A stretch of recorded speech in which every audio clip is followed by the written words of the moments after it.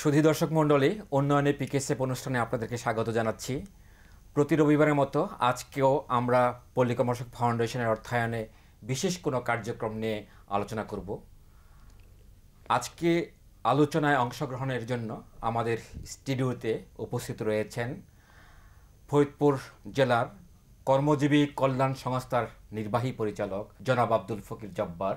আমাদের সাথে আরও রয়েছেন পল্লী প্রগতি সহায়ক সমিতির পরিচালক জনাব মাহবুবুল ইসলাম। আপনাদের সকলকে স্বাগত জানাচ্ছি। সুধী দর্শক মণ্ডলী, অনুষ্ঠানের শুরুতে আমরা পল্লী কর্মসহায়ক ফাউন্ডেশনের অর্থায়নে পরিচালিত এবং পল্লী প্রগতি সহায়ক সমিতি কর্তৃক বাস্তবায়িত একটি বিশেষ কার্যক্রমের প্রতিবেদন দেখব। সুধী দর্শক মণ্ডলী, প্রতিবেদনটি দেখার আমন্ত্রণ জানাচ্ছি। সমৃদ্ধি ঘরে ঘরে। নদীমাতৃক আমাদের এদেশ। পূর্বে নদীতে সারা বছর পানি থাকলেও এখন সারা বছর তেমন পানি থাকে না। তবে বর্ষার সময় নদীনালা, খালবিল, হাওর সহ অপেক্ষাকৃত নিচু জমি পানিতে ভরে যায়। মৎস্যজীবী থেকে শুরু করে গ্রামের সাধারণ কৃষকরাও সে সময় মাছ ধরতে থাকে। আমাদের দেশে পলো মাছ ধরার কাজে আবহমান কাল থেকেই ব্যবহার হয়ে আসছে। পূর্বে পলোর বহুল ব্যবহার হলেও বর্তমানে খুব একটা চোখে পড়ে না। বর্তমান সময়ে মাছ ধরার জন্য পলোর ব্যাপক চাহিদা লক্ষ্য করা যায়। মৎস্যজীবী ও সাধারণ কৃষক যারা বর্ষা মৌসুমে মাছ ধরে থাকে তাদের কাছে পলো ব্যাপক জনপ্রিয়। এই পলো তৈরির সাথে যারা জড়িত তাদের অনেকেই দারিদ্রতার কারণে এবং পুঁজির অভাবে এই পেশা ছেড়ে অন্য পেশায় জড়িয়ে পড়ছে। তবে অর্থনৈতিক সীমাবদ্ধতার মাঝে এখনও অনেকে এই পেশার সঙ্গে জড়িয়ে আছে।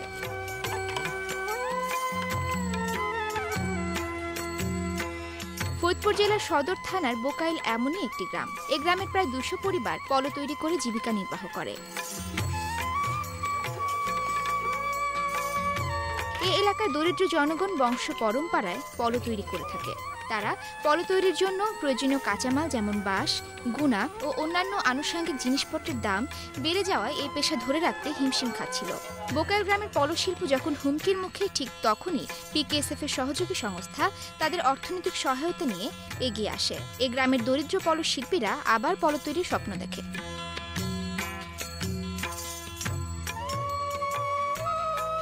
যখন তাদের না খেয়ে দিন কাটাতে হতো তখন প্রয়োজনীয় পুঁজি পেয়ে বাঁশ ও আনুষঙ্গিক জিনিসপত্র ক্রয় করে রাবেয়া খাতুন শুরু করে পলো তৈরির কাজ।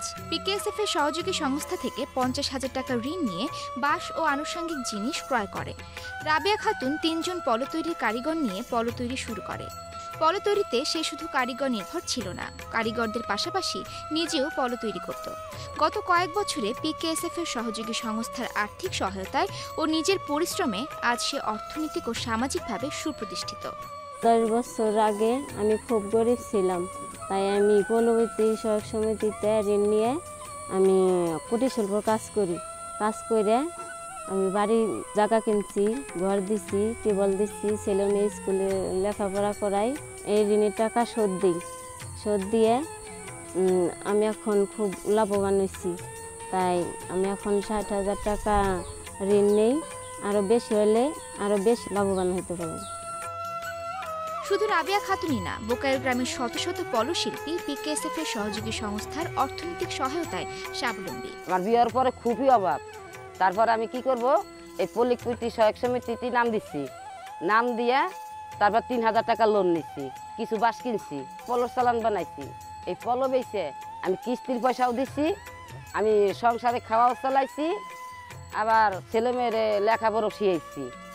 এখন বদলে গেছে বোকাইল গ্রামের চেহারা। তাদের উৎপাদিত পলো স্থানীয় বাজারের পাশাপাশি সারা দেশে সরবরাহ হচ্ছে।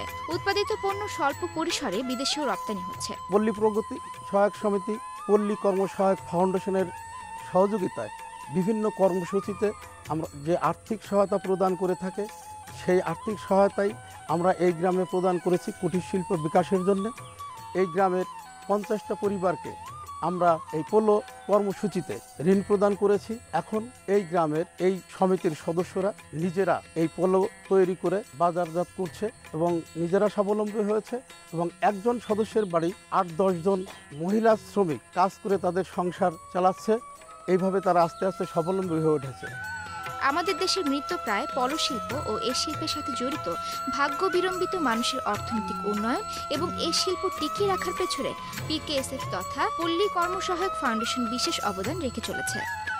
পিকেএসএফ নিয়ে এলো সমৃদ্ধি ঘরে ঘরে।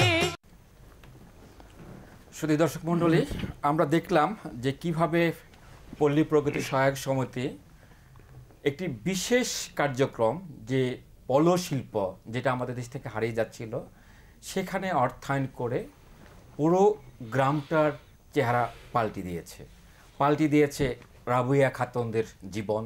রাবেয়া খাতুনরা এখন শুধু আর্থিকভাবে সচ্ছল না, তারা নতুন ঘর দিয়েছে, ছেলেমেয়েদেরকে লেখাপড়া শিখিয়েছে। আমি প্রথমেই জনাব মাহবুবুল ইসলাম আপনার কাছে জানতে চাইব যে আপনারা কিভাবে এই কাজের সাথে সম্পৃক্ত হলেন?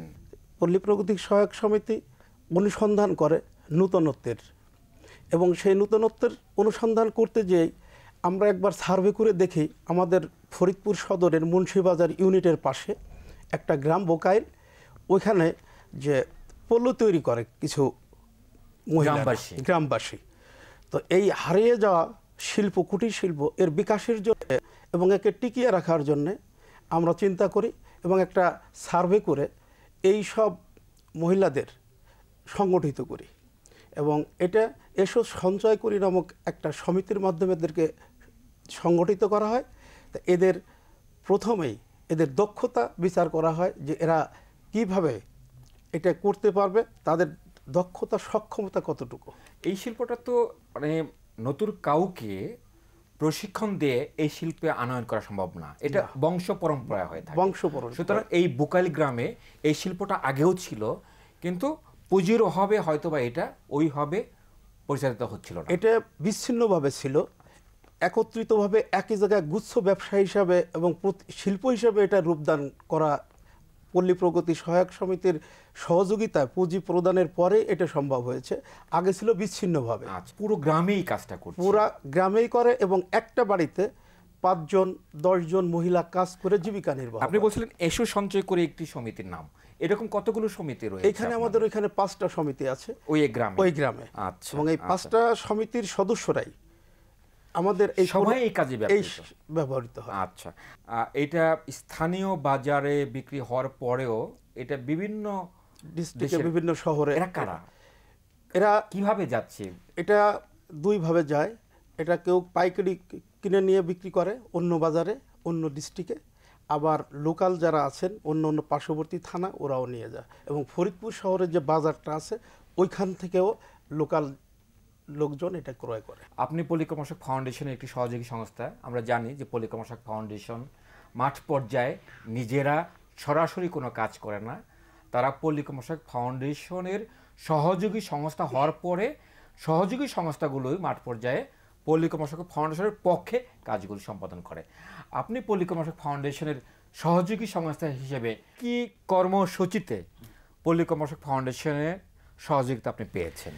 4-5টা ঋণ আমি ক্ষুদ্র উদ্যোগ, কৃষি খাতের ঋণ। হ্যাঁ, আচ্ছা, মৌসুমী ঋণ যেটা কৃষি খাতে, যেটা এটাতে আমরা এলাকাতে মানুষ কাজ করে, কৃষকরা মানুষ কাজ করে, আমরা যে প্রকল্পটার কথা ভালো করতে পারছি। আমরা যে প্রকল্পটার কথা বলছি, অর্থাৎ যে রাবেয়া খাতুন বা রাবেয়া বেগম, যেটা হ্যাঁ, যে শিল্প, এইরকম কোন শিল্পে আপনি বিশেষভাবে অর্থায়ন করে থাকেন? এইটা শিল্পেতে আমি যাইতে পারি নাই, তবে আমরা ওইখানে একটা জিনিস করছি, সেটা হলো যে ওই রাজবাড়ী উপজেলার বরাট নামে একটা জায়গা আছে, সেইখানে টমেটো খুব হয়। এত টমেটো হয় যে বাংলাদেশের শ্রেষ্ঠ বলে আমার মনে হয়েছে। আর এক জায়গায় পেঁয়াজ হয় আপনার চরের মধ্যে। এইখানে তাদেরকে আমরা আর উৎসাহ দিয়ে সংগঠিত করে গ্রুপ করে আমরা সেখানে তাদের টাকা পয়সা, এই যে শিল্প কথাটা বললাম, তাদেরকে আপনারা শুধু আর্থিকভাবে সহায়তা দিয়ে থাকেন না, আপনারা টেকনিক্যাল সাপোর্ট দিয়ে থাকি, কারিগরি সহায়তা, প্রশিক্ষণ সহায়তা। এটা একটা খুবই টেকনিক্যাল কাজ। এখানে ঝুঁকিও রয়েছে, ঝুঁকিটা শুধু বাজারজাতকরণ না, স্বাস্থ্যেরও একটা ঝুঁকি রয়েছে। তারা যে সকল কাঁচা মাল নিয়ে কাজ করে, বাঁশ বেত এগুলো নিয়ে কাজ করছে, এই ঝুঁকি মোকাবেলার জন্য আপনাদের কি ব্যবস্থা রয়েছে? যে ভালো কাজ করতে পারে, যে এই কাজে দক্ষ, তাকে দিয়ে প্রথম আমরা প্রশিক্ষণটা দিয়ে থাকি। আচ্ছা। ওই লোকালি অফিসে না এনে তাদের ওই গ্রামেই আমরা 3 দিনের একটা প্রশিক্ষণ দিয়ে থাকি এবং ওইখান থেকেই ওরা ওই প্রশিক্ষণটা পেয়ে অনেকটা সেভ করে নিজেকে। এছাড়া এরকম আর কি কাজ আপনারা অর্থায়ন করে থাকেন? আর কি কাজে? আমাদের মাটির হাঁড়ি পাতিল তৈরি করে, চাতাল যেটা কুমার এটা আমাদের একটা বড় প্রজেক্ট আছে। এখানে প্রতিদিন 20 জন শ্রমিক কাজ করে, এরকম প্রজেক্ট আছে। নকশি কাঁথা আছে, বা এটা শীতল পাটি, রাইস মিল, যেটা এখানে অনেক শ্রমিক কাজ করে। আমরা প্রতিবেদনে দেখলাম যে তারা এই আর্থিক সহায়তা পেয়ে স্বাবলম্বী হচ্ছে, আর্থিকভাবে তাদের সুন্দর ঘর তৈরি হচ্ছে। স্বাস্থ্যগতভাবে আপনারা কি সহায়তা করে থাকেন? আমাদের স্বাস্থ্য, একজন ডাক্তার থাকে প্যারামেডিক্স এবং একজন MBBS ডাক্তার। আমরা আমাদের সদস্যদের বিনামূল্যে চিকিৎসা ব্যবস্থাপত্র দিয়ে থাকি। আপনি ঋণ কার্যক্রম ছাড়া আর কি কি কার্যক্রম পরিচালনা করেন? আমার এলাকার নদী ভাঙন এলাকা কীর্তিনাশা পদ্মারপাড়ে আমরা আমাদের এই প্রতিষ্ঠান, এই প্রতিষ্ঠানের নদী ভাঙন এলাকার মানুষ আস্তে আস্তে সরে আসছে আর তারা বেকার হয়ে যাচ্ছে। তাদের বাচ্চাদের না পুষ্টি না লেখাপড়া, এইটা আমি স্যার নিশ্চিত দিছি এলাকাতে। অর্থাৎ আপনার পুষ্টির উপরে কাজ রয়েছে। মায়েরা এখন শাকসবজি কাটতে আগেই ধুয়ে নেয়, আগে যা করতো না। চারির থেকে শুরু করে স্যানিটেশন ব্যবহার করতে তারা পারে, তারা নিজেদের টাকা হিসাব করতে পারে, তাদের অ্যাকাউন্ট সই করতে পারে। বাচ্চাদেরকে একটা নির্দিষ্ট সময় পর্যন্ত দুধ খাওয়াতে পারে। জি জি, আমাদের এলাকায় স্কুল কেকেএসের পক্ষ থেকে অনেকগুলি স্কুল আমরা করেছি সেখানে। আচ্ছা। এবং গ্রুপ পর্যায়ে আমরা এই কাজ করি। একটা গ্রুপে শুধু ওই মেয়ে সদস্যই কি আমরা চিহ্নিত করি না, তার হাজব্যান্ড, তার শিশু, পুরো পরিবারটাকে আমরা টার্গেট পিপল বলে মনে করি স্যার। পল্লী প্রগতি সহায়ক সমিতির এই শুধু ঋণ কার্যক্রম নিয়ে আমরা যেটা আলোচনা করলাম, এর বাইরে আর কি কি কার্যক্রমগুলো রয়েছে? পল্লী প্রগতি সহায়ক সমিতির 1979 সালে প্রতিষ্ঠিত এবং শিক্ষা কর্মসূচি দিয়ে এর কাজ শুরু হয়েছিল। তার প্রথম কাজটা ছিল শিক্ষা, এবং সেই শিক্ষা প্রতিষ্ঠান এখন আরও বিস্তৃত লাভ করেছে। এখন আমাদের 7টা স্কুল রয়ে গেছে, 1 থেকে 5 পর্যন্ত। আমাদের ছাত্রছাত্রীর সংখ্যা এখন আছে 1200 প্রায়। আর ডোনার বলতে আমাদের শুধু পল্লী কর্মসহায়ক ফাউন্ডেশন PKSF আমাদের ডোনার, আমাদের অন্য কোনো ডোনার নেই। শুধু ফরিদপুর না, ফরিদপুরের আশেপাশেও ফরিদপুর, মাদারীপুর, শরীয়তপুর, গোপালগঞ্জ, রাজবাড়ী এবং নড়াইল জেলায় আমাদের কার্যক্রম এখন পরিচালিত হচ্ছে। আমাদের একটি বিরতিতে যেতে হচ্ছে। সুধী দর্শক মণ্ডলী, বিরতির পর আবার আপনাদের কাছে ফেরত আসবো।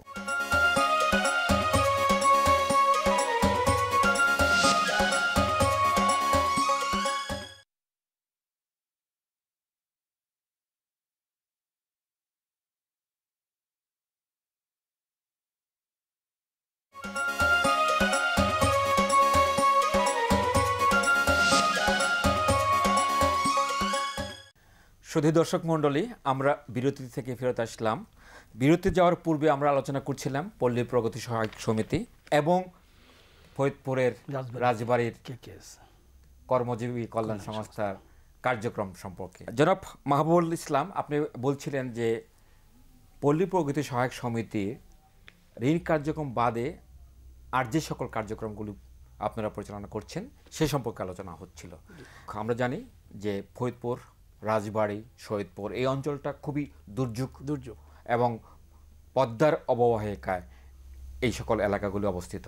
এই দুর্যোগ মোকাবেলার জন্য আপনাদের কি কার্যক্রম রয়েছে? দুর্যোগের পূর্বে আমাদের যে নদী পাশে যে বাড়িগুলো আছে তাদেরকে আমরা সতর্ক করি যে আমরা সব সময় সরকারি তথ্য অফিসের সঙ্গে যোগাযোগ রাখি এবং তাদেরকে সরকারের তরফ থেকে যে তথ্যগুলো আমরা তাদেরকে সরবরাহ করি আমাদের সমিতির মাধ্যমে। দুর্যোগকালীন তাদেরকে ওষুধ, খাবার এবং পানি, স্যালাইন এগুলো দিয়ে সাহায্য করি।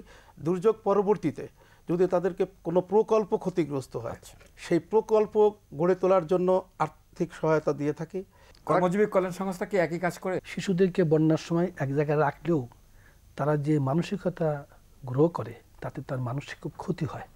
এই জন্য আমরা শিশুর সুরক্ষার উপরে একটা প্রজেক্ট আছে আমাদের। এটা কি বিশেষ কোনো কার্যক্রম? বিশেষ কোনো প্রকল্প? হ্যাঁ, বিশেষ, খুবই বিশেষ এটা স্যার। শিশুদের ড্রপ আউটের জন্য কি আপনারা স্কুল ড্রপ আউটের জন্য কোনো কার্যক্রম আপনাদের? পল্লী প্রগতি সহায়ক সমিতির নিজস্ব স্থাপিত যে স্কুলগুলো, আমরা এই ড্রপ আউট ঠেকানোর জন্য প্রত্যেকটা বাড়ি বাড়ি সপ্তাহে একদিন টিচাররা যায়।